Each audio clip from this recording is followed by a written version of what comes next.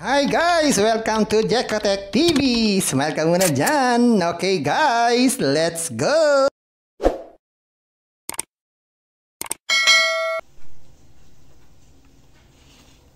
So ayan guys, dumating na yung ating in-order sa Lazada. So ito yung ating in-order. Meron tayong in-order na tempered glass. So ito yung ating in-order. Ating in-order ay full tempered glass. Ayan, nakalagay dyan. Ayan, sabi dyan, full curved.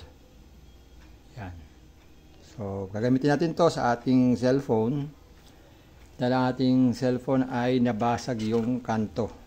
So, kung mapapansin nyo, basag yung kanto niya. Ayan.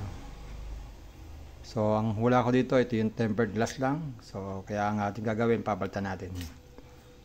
So magdi-DIY tayo. Ayoko na kasi magpagawa sa labas. Dahil ganun din naman, okay, palit tayo ng palit. So susubukan kong maggawa ng sarili ko. Okay, so kompleto naman itong na-receive natin. Meron tayo kung tinatawag na guide sticker. At ito rin yung ginagamit sa dust absorber. So bago idikit itong tempered glass, lilinisin mo natin yung salamin ng cellphone. So, first time natin to, kaya kokopyahin lang natin yung nakikita natin sa mga mall. At meron din nakapaloob dito sa ating in-order na wiper. Wiper number 1 at saka wiper number 2. Ayan. So, simulan na natin. Ayan. So, ito yung ating cellphone. Ayan. So, papatayin muna natin to. Maganda, i-off muna natin para hindi siya nagpapatay sindi. Yan. So ang ating cellphone ay Tecno.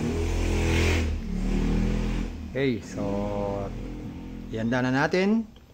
So first step, tanggalin natin yung lumang tempered glass. So madali lang magtanggal ng lumang tempered glass gamit ang ating mga kuko. Pwede na. So dahan-dahan lang dahil ba tayo mag-disgrasya. Yan. Yan, ganyan lang kasimple. Yan. So yan, natanggal na natin. At nakita natin dito, ang basag talaga ay sa tempered glass. Yan, mayroon pa siyang lamat dito. Yan ang nagiging dahilan tuwing nalalaglag ang ating mga cellphone. So maganda rin meron tempered glass kasi hindi na-damage itong ating LCD. Kasi pag na-damage itong LCD natin, doon na tayo magkakaproblema. Medyo mahal na magagastos natin. So, tabi natin itong luma. At kailangan na natin ng dust absorber. So, kunin natin itong dust absorber. So, pwede rin naman kayo umorder ng mga ganito, mga tempered glass online. Yan. So, ito yung dust absorber. Para siyang sticker lang. Okay. So, tatanggalin na natin yung mga dust para maganda ang pagkakapa. Ito, ganyan-ganyan lang. Para mawala yung mga unwanted dust sa ating cellphone bago natin idikit ang ating nabili na tempered glass. So be sure na lahat ng surface ay madaanan natin para walang matirang dust dahil yung dust na yun ay nagiging dahilan para magkaroon ng bubbles. Yan. So ganyan-ganyan lang, dikit-dikit lang. Yan. Para walang alikabok. Kasi hindi magandang tignan kung mayroong alikabok sa loob ng LCD o sa tempered glass na lalagay natin. Yan. So be sure lang na wala na. Yan. Ganyan lang na naman. Hindi naman masyadong mabigat ang trabaho natin. Yan. Pagtapos nyan, tabi na natin itong ating dust absorber. So gagamitin na natin itong dalawang wiper. So unahin natin yung wiper number 1. Itong wiper naman na to ay parang tissue lang naman yata ito eh. So nakikita ko sa mga nagpapalit ng tempered glass, para siyang maliit na tissue lang.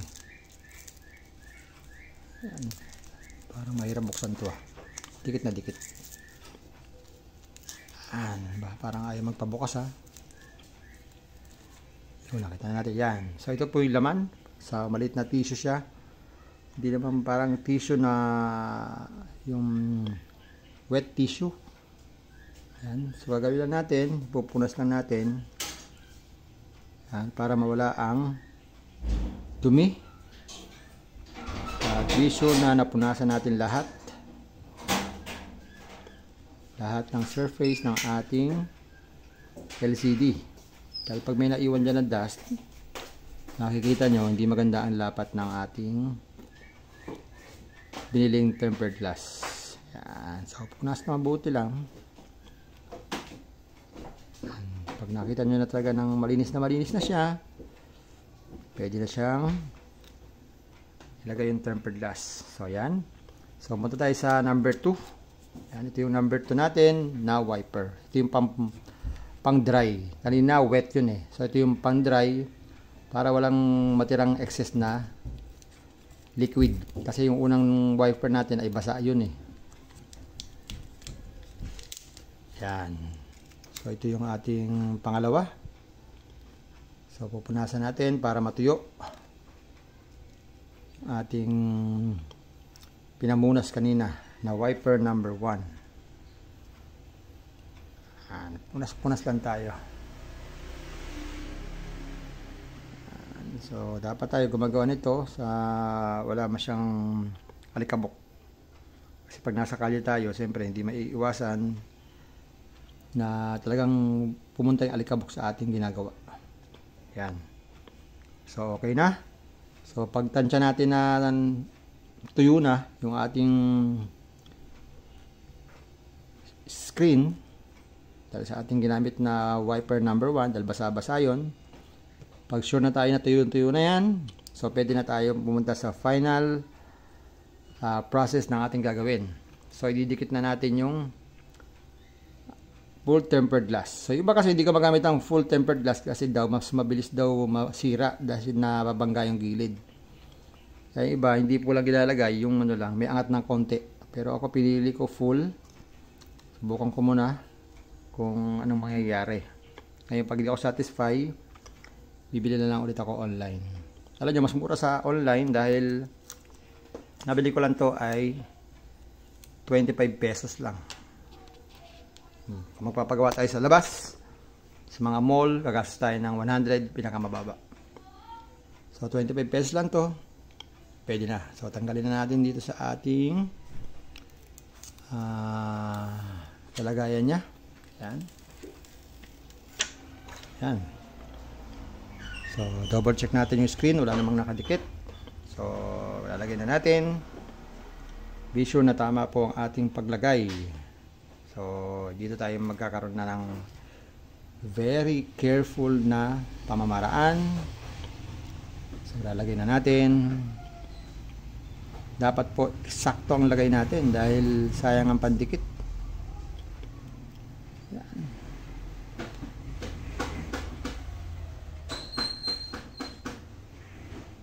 So, yan.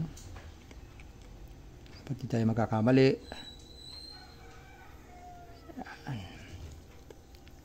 Be sure na tama po yung lagay natin from end to end, side by side. Yan. Dahil pag mali, uulit na naman tayo. Tapos pisain po natin pag ganyan para mawala yung mga bubbles at dumikit siya ng gusto. Yan. So mapapansin natin nawawala yung hangin niya. Yan, pinipisa-pisa ko lang siya. Yan. So yan. Yan. So, pisahin nyo lang ng madiin. Pero wag naman sobrang diin, baka mabasag naman yung ating LCD. Imbis na magkaroon ng protection ay nabasag pa. Yan. So, dahan-dahan lang po. Parang magmamasa-masahi lang tayo. Minamasa-masahi lang natin yung cellphone natin para mawala yung mga bubbles. Yan. Yan. So pag ayaw maalis, angat na doon ng konti. Yan, pwede naman angat-angat din ng konti hanggang ma-perfect natin.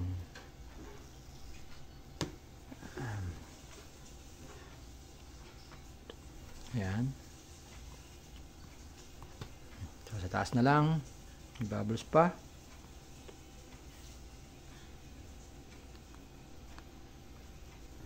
Yan.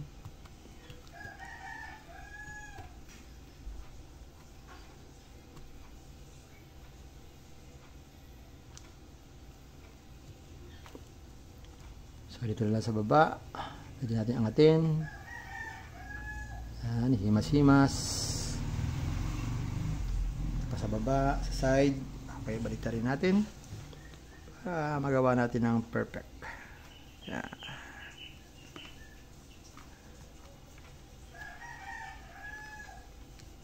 Kunti na lang. Tapos na.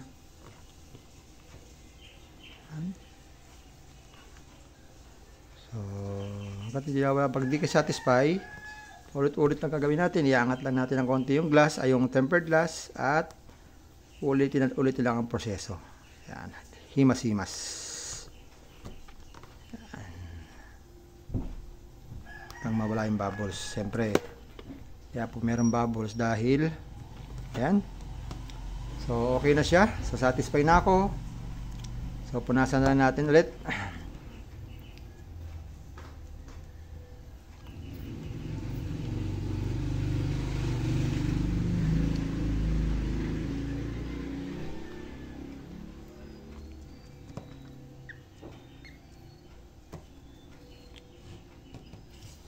Yan. So, may konti pa dito sa taas. Tanggalin natin. Yan. Ito pa sa bandang taas din. Yan. Perfect. Yan. Yan.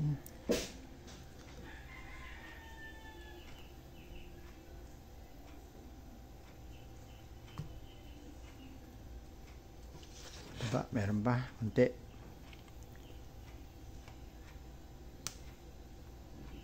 Hindi talaga maiiwasan yung bubbles eh.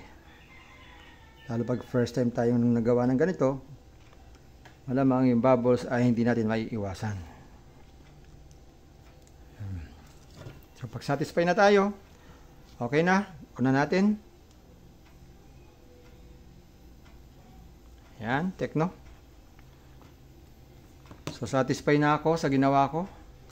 So konting punas-punas na lang. Habang inaantay nating magsindi na talaga o mag-on na itong ating cellphone. Yan. So habang inaantay natin siyang mag-full, yan, mag-on na talaga siya. Atin mo nang punas-punasan para lalong dumikit ang ating nilagay na tempered glass. Okay? So, yan. So, okay na. So, clear na clear. Maganda yung ating pagkakadikit. Yan. So, kita natin. Maganda na naman ang ating cellphone. Walang basag. Pwede na ulit i-display. Hindi na nakakaya. So, yan. So, ganun lang mga guys. Ganun lang po paglalagay ng full tempered glass or nasa inyong choice yan kung ang lalagay nyo lang po ay tempered glass na hindi full. So, nasa sa inyong choices. Nasa inyong pagpili kung mas gusto nyo ang di full o gusto nyo ang full tempered glass. So, makakatipid tayo. Pag tayo po ang sariling gumawa, hindi na tayo pupunta ng mga gawaan. Kayang-kaya na natin. Yan. So, hanggang sa muli, guys. Sana meron tayong natutunan sa ating video na to kung paano maglagay ng tempered glass sa sarili nating pamamaraan. Okay, mas makakamura tayo, makakatipid. At anytime, pwede natin gawin yan. Basta nabasag ang ating tempered glass. So, mahalaga ang tempered glass dahil napoproteksyonan po ang ating LCD ng ating mga cellphone. Okay? So, hanggang sa muli. Maraming salamat sa inyong panonood. Bye-bye! Hi guys! Welcome to Jekotech TV! Smile ka muna dyan! Okay guys, let's go!